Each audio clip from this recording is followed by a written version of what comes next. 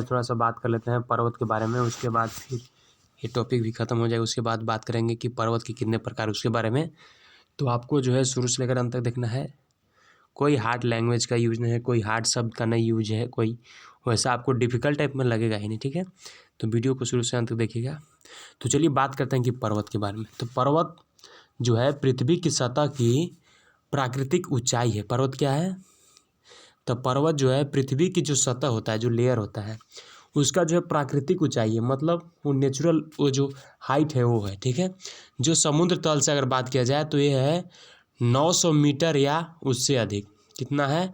900 metre या उससे अधिक ऊंचाई होता है। अगर क्वेश्चन अगर पूछेगा कि बताइए कि जो पर्वत है तो उसका ऊंचाई कितना होता है, अच्छा बताइए। तो अगर वहाँ पे ऑप्शन दिया रहेगा 900 या 900 ऊपर तो आप टिक लगाएंगे, लेकिन 700 देगा, 800 देगा और 900 भी रहेगा तो आपको ज़्यादा प्रेफरेंस किसको देना है?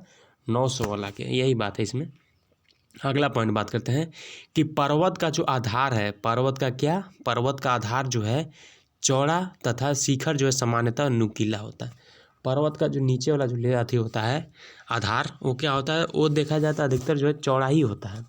और अगर उसका शिखर मतलब जो ऊंचा का जो ऊपर वाला जो टॉप होता है, जो पर्वत का टॉप मतलब समझिएगा जो ऊपर का जो पार्ट होता है वो क्या होता है? सामान्यतः अगर अधिकतर देखा जाए तो वो नुकीला ही होता है। और इसमें थोड़ा सा बात कर लेते हैं क्या है। तो इसमें यही है कि जो पर्वत का जो है, पर्वत का जो ढाल होता है वो सामान्यतः जो है तीव्र होती है। ढाल का मतलब इससे ऊपर से जो नीचे की ओर जो आ रहा है वो जो है सामान्यतः क्या होता है? तीव्र होता है, मतलब थोड़ा ढलान टाइप में होता है। ऐसे भी देखिए ना कि जब आदमी पर्वत जब नीचे से जब ऊपर चढ़ता है थोड़ा सा लगता है कि ज़्यादा मतलब उनको कष्ट उठाना पड़ रहा है चलते समय, और लेकिन जब ऊपर से आदमी उतरता है तो आप देखते होंगे कि बहुत अच्छा ढंग से उतर सकते हैं, कोई उसमें डिफ़िकल्टी नहीं होता है। तो यही बात है कि जो पर्वत का जो ढाल है सामान्यतः क्या होता है? तीव्र होती है।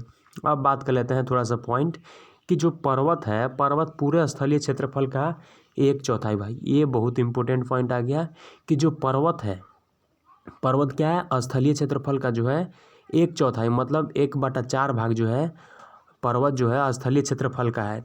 और जो स्थल है उसमें अगर देखा जाए तो 1/4 भाग किसका हिस्सा है? तो पर्वत का हिस्सा है। तो मेरा आशा है समझ पाओगे। अगला पॉइंट बात करते हैं। अगला पॉइंट क्या है? तो अगला पॉइंट ये है कि जो आपका है पर्वतमाला या स्थानीय श्रृंखला जो है पहाड़ों की उस श्रृंखला को कहा जाता है। बात को समझिएगा। पर्वतमाला या स्थानीय श्रृंखला, पर्वतमाला या स्थानीय श्रृंखला पहाड़ की उस श्रृंखला को कहा जाता है या कहते हैं जहाँ जो है एक पर्वत दूसरे पर्वत से सटा होता है। टू दी पॉइंट, जहाँ एक पर्वत है दूसरा पर्वत से क्या है? सटा हुआ है। एक पर्वत दूसरा पर्वत से सटा हुआ है, उसको क्या बोलेंगे? पर्वतमाला या स्थलीय श्रृंखला पहाड़, ठीक है। पर्वतमाला पूछेगा एग्जाम में तो डायरेक्ट हम लोग क्या बताएंगे कि जहाँ पर जो है एक पर्वत और दूसरे पर्वत से क्या है? सटा हुआ है। सटा हुआ मतलब थोड़ा अटैच टाइप में है, उसको बोलेंगे पर्वतमाला कह सकते हैं या स्थलीय श्रृंखला कह सकते हैं, ठीक है। समझ पाओगे। अगला है इसी में कि जो इन पर्वतों को जो है कोई घाटी या दर्रा ही दूसरे पर्वत से अलग करता है। देखिए यहाँ पे जो है ये पर्वत जो है सटा हुआ था, तो क्या हुआ कि इसको जो अलग कौन करेगा? तो अलग जो है वो घाटी ही कर सकता है या दर्रा जो होता है वो कर सकता है। थोड़ा सा इसके बाद में हम जानेंगे कि दर्रा क्या होता है, उसके बाद फिर ये वीडियो ख़त्म करेंगे, तो आप बने रहेंगे वीडियो पर।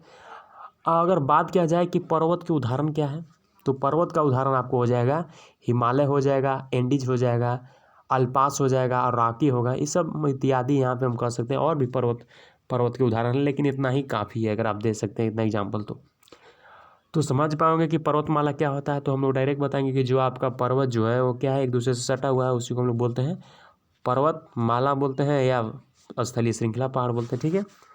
अब बात कर लेते हैं कि दर्रा क्या होता है, ठीक है।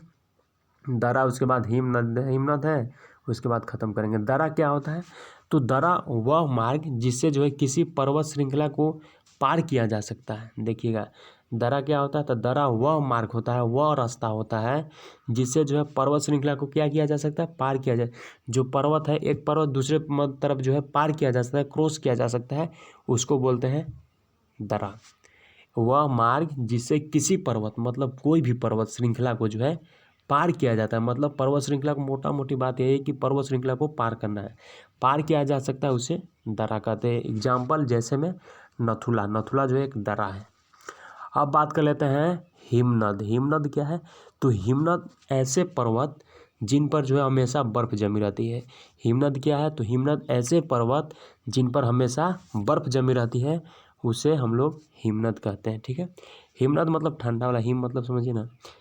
तो आप समझ पाओगे कि ऐसा पर्वत जिन पर हमेशा जो है क्या होता है, बर्फ़ जमा रहता है, उसको हिमनद कहते हैं। ये तो इम्पोर्टेंट क्वेश्चन भी है एग्जाम में आएगा, तो आप लिख लीजिएगा। जैसे एग्जाम्पल में गंगोत्री, फिर सियाचिन, ये जो है आपका हिमनद है।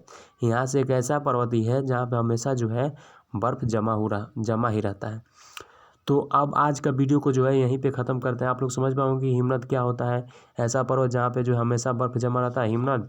और दर्रा क्या होता है? दर्रा ऐसा मार्ग जहाँ पे जो है पर्वत श्रृंखला को जो है पार किया जाता है, वो दर्रा हो गया। एग्जाम्पल में देख लिए नथुला। और पर्वत के उदाहरण में जैसे देख लिए हिमालय पर्वत, एंडीज पर्वत, आल्प्स, रॉकी, ये सब देख लिए पर्वत। और पर्वतमाला और स्थलीय श्रृंखला क्या होता है, ये जानिए गए कि जहाँ पर एक पर्वत दूसरे पर्वत को से सटा होता है, उसको बोलते हैं पर्वतमाला या स्थलीय श्रृंखला पहाड़। और अगला बात यहाँ पे हम लोग कर लिए थे, पर्वत क्या होता है? तो पर्वत एक ऐसी पृथ्वी का सतह जिसका ऊंचाई जो है 900 मीटर या उससे ज़्यादा होना चाहिए, ये हो गया। और अगला पॉइंट क्या था कि पर्वत का जो आधार जो होता है वो क्या होता है? शिखर से समानांतर जो है शिखर पर जो है ऊंचा थोड़ा नुकीला टाइप में होता है, और आधार पर थोड़ा चौड़ा टाइप में होता है। और इसमें क्या था कि जो ढाल होता है वो साधारणतः तीव्र होता है। और पर्वत जो है पूरे स्थलीय क्षेत्रफल का जो है 1/4 मतलब 1/4 भाग पर जो है अस्थल पर पर्वत का जो है निवास है। तो मेरा आशा है कि समझ पाए होंगे। निवास कहने का मतलब यही था कि मतलब 1/4 भाग जो है स्थलीय क्षेत्रफल पर पाया जाता है। तो आज का वीडियो यहीं पे ख़त्म करते हैं। अगर वीडियो पसंद आया तो लाइक कीजिएगा, कमेंट कीजिएगा, दोस्तों के साथ शेयर कीजिएगा।